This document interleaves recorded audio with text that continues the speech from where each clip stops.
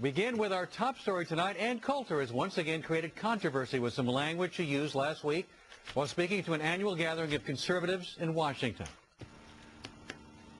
I was going to have a few comments on the other Democratic presidential candidate, John Edwards, but it turns out that you have to go into rehab if you use the word faggot. So... Ann Coulter joins us now in her first television interview since making those comments, and also joining us is former Democratic pollster and Fox News contributor Pat Goodell. Welcome to both of you. And, you know, your problem isn't with liberals like me, because I was never your audience, but I'm getting a lot of emails from conservatives like this one that says, I'm a conservative, used to be a fan of hers, meaning yours.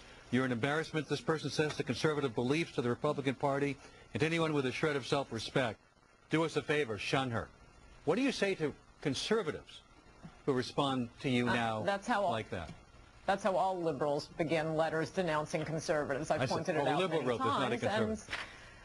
And, I mean, this is the same thing we go through every 6 months. I say something, the same people become hysterical, and that's the end of it. I mean, I think the lesson young right-wingers ought to draw from this is it's really not that scary to attack liberals. This is about my 17th allegedly career-ending moment. And by the way, also, again, the left has precisely proved the point of the joke, which was to make fun of that actor going into rehab for using a word. This is like the Soviet Union, where if you disagree with the government, you go into a mental institution. Which is that you are attacking this letter writer for being a liberal. I'm getting a lot of these letters from conservatives. Right. You're losing your conservative base by saying the things you're saying.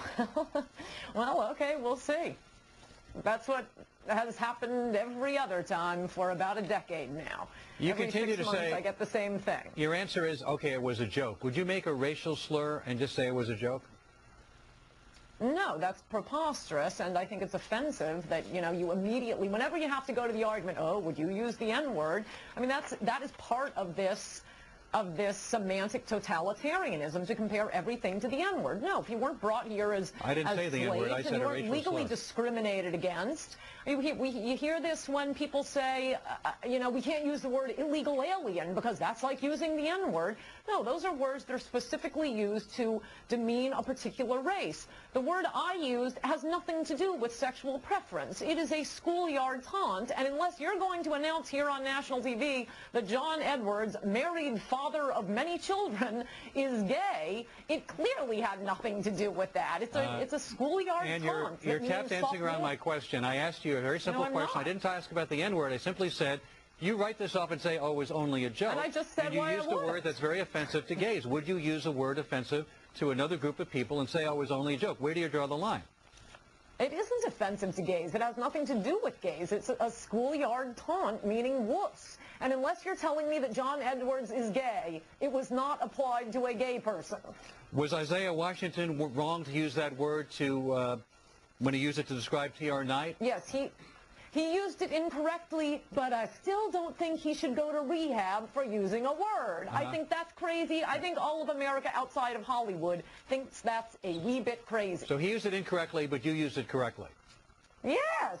Yes, I would say that of pretty much every Democratic politician. It could have been John Dean, but he's not running for president. It could have been a different word, but that's not the word that Isaiah Washington went to rehab for, which is what it was a joke about. Sophomoric joke, and unfortunately for you. But we'll pick up the debate. No, sophomoric word, not a sophomoric joke. It was an excellent joke. Wasn't that funny? Yeah, it would have been better if it was funny. Anyway, we'll pick up the debate in a moment. Right. Well, you know, Ann, do you feel like there's this double standard? Do you feel you get victimized here? Do you feel it's unfair? Well, I think it's a little unfair for you to compare my joke, which got a lot of laughs, I said it was a to joke. things that aren't jokes that are said by liberals. I mean, what they say about me, they literally misinterpret a joke. Liberals like Kerry get caught calling our troops dumb and then go back and say, oh, I botched a joke. No, I didn't botch a joke, and I didn't use an insulting word. I used a schoolyard word about a married man with children for the 8 billionth time, and the audience knew that. I mean, the joke wouldn't have worked if I had inserted the name of a gay Democrat. Any other Democrat, the name could have been inserted. It could have been Howard Dean or Hillary Clinton, because it's a schoolyard taunt, meaning wuss, being nerd.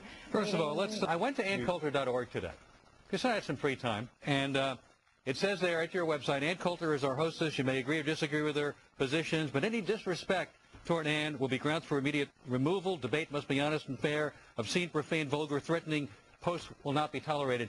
You wouldn't qualify, based on this, to post on your own website.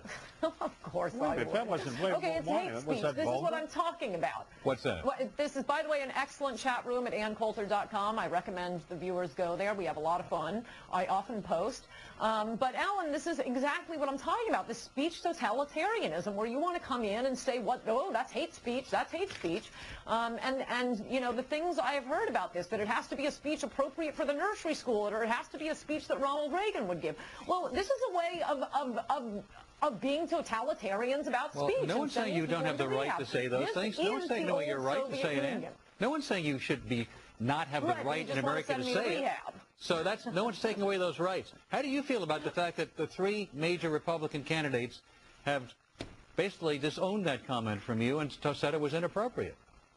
I think they're not as smart as V. Hussein Obama when he was asked to denounce David Geffen's comments that were much more closely related to him.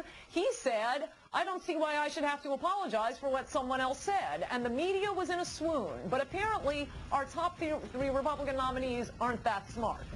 All right. And by the way, if they're going to start apologizing for everything I say, they better keep that statement handy, because there's going to be a lot more in the next year.